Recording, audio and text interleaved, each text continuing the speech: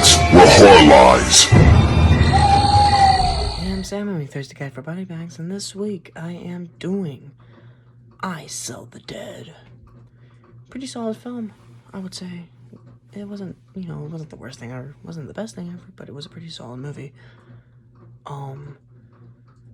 Just the premise of the movie, there's these two grave robbers, and one of them is executed, and the other one is basically giving a statement on, like, what happened, and just, how they ended up being grave robbers.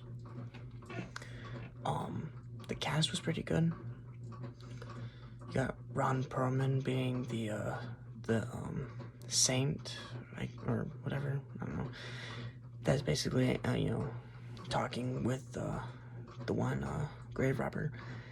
I forget the grave robber's names, but the one of them is I think a pretty big 80s guy, or at least cult classic guy. I forget his name. It will be in down below. And then the other guy is in a lot of newer stuff. But the one thing I remember him being, he was in X-Men Origins Wolverine. He was the one mutant that was like really good with electricity, or however that worked out. I forget. He wasn't in the movie that long. If you know, I guess. But one of my favorite actors of all time. Not because he's in so many movies, but because he is probably he's in one of my favorites, if it's not my favorite horror movie of all time, which is Phantasm, and that man has got to be Angus Scrimm. That guy. You love that guy. He plays a Dr. Quint, who basically, for the most part, is the guy that's telling them to get the bodies for him. He's only in the movie for a bit, but storyline-wise, he's, for a good portion of time. What ends up happening to him is pretty interesting. But overall, when it comes to, effects, they saved all the big stuff they wanted for, the very beginning and the very end. But, the middle of it was, very, kind of don't show what happened, just let them hear what happened. Or very comic book, kind of like Creepshow, a little bit. How Creepshow, did their, slides and whatnot. But one of my favorite things about the movie is that almost throughout the entire movie, they used this kind of shot, and I don't know what it's called, I need to look it up, but it's where they had, two different scenes. They have, say, one scene, cut in the middle, use the left half, another scene, cut in the middle, take the right, and then combine the left and the right together, so it looks like it's one shot, where it's technically two shots.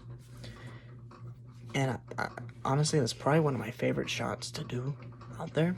If I were to make movies and have the technology and equipment to do it, I would do that that shot almost all the time. But yeah, I mean, how the movie played out, it's about an hour and 20 minutes, not that bad. They do have a lot of funny moments in the movies. I'm not gonna tell you any, but you need to watch the movie for yourself. It's on Tubi, and I think there was only 1 or 2 ads, so it's just an hour and 20 basically. Really nice movie. But anyway, if I had to rate this movie right now, honestly, I'd probably give it a 7.1. I really like this movie. Is it a movie I'm gonna buy? Maybe, if I happen to see it and it's relatively cheap. Is it a movie I'm gonna watch again? Maybe. But yeah, I mean, it's definitely worth a watch, so, go watch it, right? But, yeah, I give this movie, a 7.1 kind of thing. Anyway, I'm Sam, I'm your thirsty guy for BodyBags. I Sell the Dead, and I gave the movie a 7.1. Funny movie. I really liked how they did camera stuff. It's just, I don't know, something about it, right? Maybe it felt a little weird at times. With the plot twist at the end, I was like, oh, plot twist, oh my god, but, right. But, anyway, it is a nice movie to watch, so definitely go and check it out. But, anyway, I'll see you next week. Goodbye.